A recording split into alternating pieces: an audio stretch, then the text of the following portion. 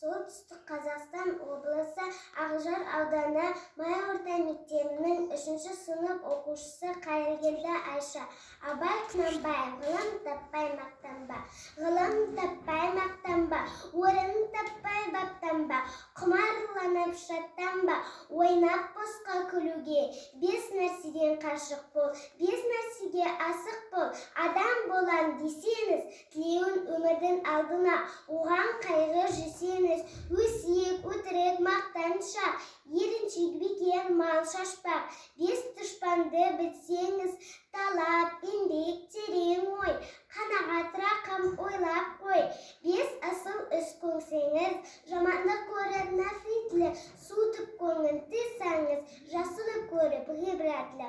Оның ойға жасаңыз, ғылым болып немене балалықты қайсаңыз.